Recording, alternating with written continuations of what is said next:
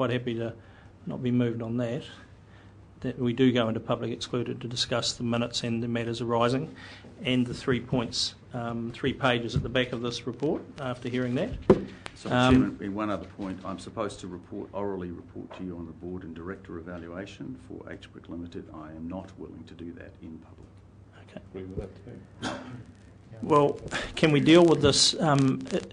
Mover and seconder, is there any appetite to deal with any of this in public? As far as I'm concerned, was mover. What is of the mover. general? Oh, sorry, background? mover. Sorry, Councillor Dick was the mover. Councillor Dick, sorry. Councillor Dick. Well, I've got no problem with dealing with the item statement of corporate intent with the exceptions noted by the chairman of HBRC. But in terms of the minutes and matters arising, at the last meeting, for appropriate reasons, the council went into committee, and my understanding there was no dissension on that in any case. So those minutes are in committee and matters arising are in committee, full stop. Okay, so how do we wish to deal with this? Should we... Mr Chairman, as seconder, I'm happy for the narrative of the statement of corporate intent only to be discussed in public session. Okay. The rest of the paper You happy with that? and the Yes. minutes should be. Well, let's deal with that now. Chair, there was a matter that I also raised about... which will be matters arising at the minutes. Okay. Okay, so can we get some copies for the public there, minus the last few pages, and let's continue. You have it all in front of you there, no doubt. Any comments in regard to Chairman, the reason why I'm quite relaxed about dealing with the body of this in public session is that it is substantively unchanged from last year's statement of intent. It conforms with the requirements of the Local Government Act. You can see in paragraph 3 changes to the SOI from the previous years, which I won't go through, that there are some minor changes that reflect the Council's decision on the board composition.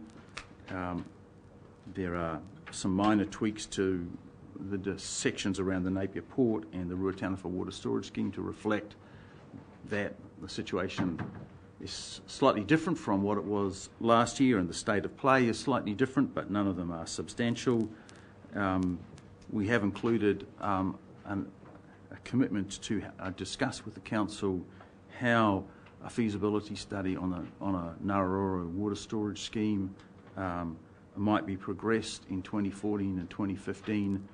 And the only reason for putting that in that particular form is it's not immediately apparent which is the best way to do this, whether it should be done as a feasibility study by council staff, as was done for the pre-feasibility stages, or in some parts of the feasibility stages of the RWSS, or whether it's better to be done with staff seconded from the council into HBRC Limited. We're happy to have a discussion about what is the best way to do that, but we are of the view that such a piece of work probably needs to be progressed.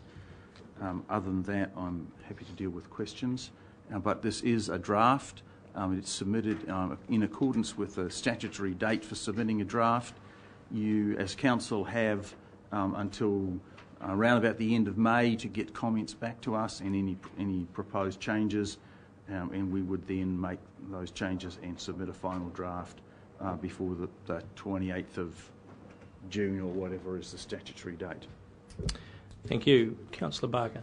2 points I'd make. Firstly, it would be helpful in the future if, when you provide the draft annual plan, that any changes from the previous one are highlighted. I don't have the previous one with me, but marked in some way, like a track change and so on. That means that I can see clearly what the changes are, and I count from this. The feasibility study, I had some concerns about that, but I think you've assuaged those a bit. I'd say that, in my view, it should have been HBRC who does that, but you signal that's for a conversation. But the one issue I have particular concern with, and it's the first paragraph on the top of page 7, So the Port of Napier, I don't know whether this is a change or not, but it reads, HBRC Limited will evaluate the risk and benefits of continuing to own 100% of the Port of Napier. Now, I've seen that may have been in the previous years, it may not have. But I would have thought, well, I would feel more comfortable, and it's up to you whether you offer to make this change, and if you offer it, I'll accept it. If you don't, I signal my intention to move an amendment that the before they HBRC undertake this evaluation of risks and benefits, it consult with HBRC. Because I don't want to see this process started off by HBRC and then get to a point where it's becoming a conclusion. I think this is something that this council, as the 100% owner of it, should decide whether it's going to initiate this work or not its subsidiary. Because it's a substantial political and economic issue. There's a lot of politics in this. Make no mistake about it. So I just think we should have it at this table first, and if we agree, well, go ahead. I don't think it should be your initiative. Happy to take the council's advice when you respond formally to us. Any other questions? Councillor Barker. I just want to follow up on the response. One point you brought up with me last night, which I'll bring up. Yeah, but Mr. Pearce has said when the council responds formally to them, what's the process for that? My suggestion, Councillor, is that we consider this as with the HBLAS statement of intent. Yeah. Now that you've received it, you have a chance to read it, that we put it formally onto a Corporate and Strategic Committee agenda. It will be May's Corporate and Strategic, and then we can do our formal response then. Thank you. I'm happy with that. I just got a clarification on that too. On the top of that, it says the council beneficially owns 100% of the shares in the Napier Port for HBRC. Then it goes on to say that will continue to beneficially hold a majority of the shares. I'm not happy with that. I would think it should just say that we continue to beneficially own 100% of the shares.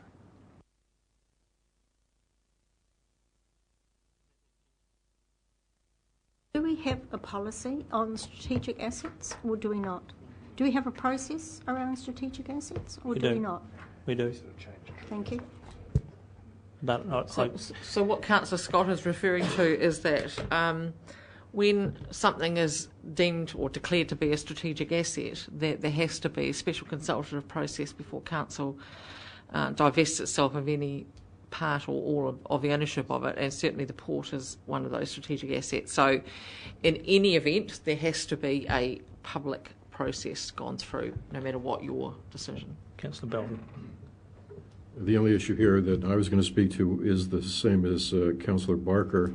I can't add to what he said. I'm satisfied with that outcome, but I note that the political floating of this proposition has already begun. The chairman of the port, of course, was featured in a full-page interview in Hawke's Bay Today, raising precisely this issue, and so we're already have sort of pulled the trigger on this.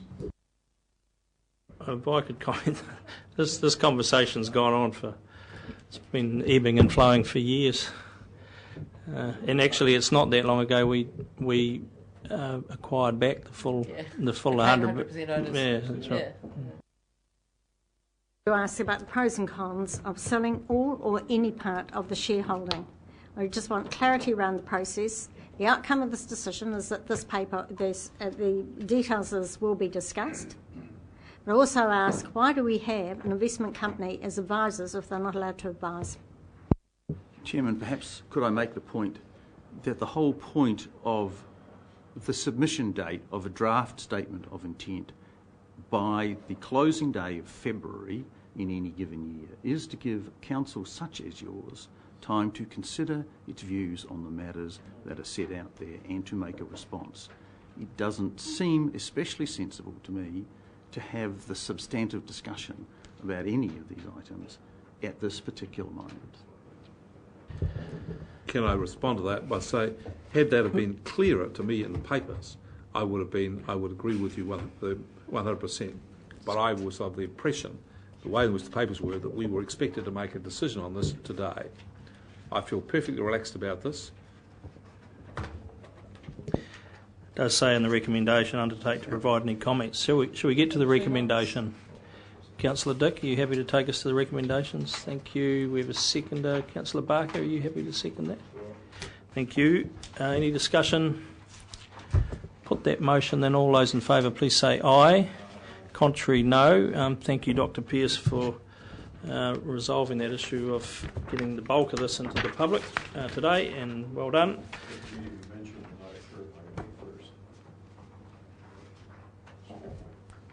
And now we had a mover seconder to go into public excluded. I'll put that motion. All those in favour please say aye. Contrary, no. Show of hands. All those in favour and against. Carried. Thank you.